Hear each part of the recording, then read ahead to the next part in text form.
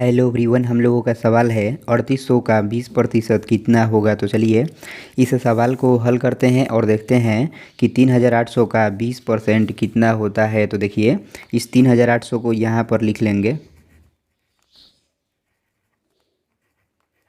देखिए यहाँ पर का है तो इस का मतलब होता है गुणा, इसलिए इस का के लिए यहाँ पर गुणा का चिन्ह दे देंगे और इस 20 को यहाँ पर लिख लेंगे।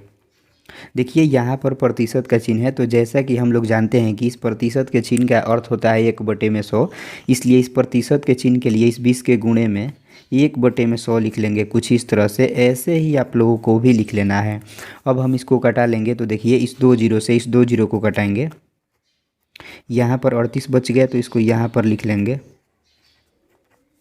20 गुणे 1 तो 20 होगा ना, तो यहाँ पर 20 लिख लेंगे। अब इस 38 में इस 20 से गुणा करेंगे, तो देखिए गुणा करने का आसान तरीका, इस 2 से इस 8 में गुणा करेंगे तो 2 8 कितना होगा 16, तो 16 का 6 लिख लेंगे और हासिल 1 हो जाएगा।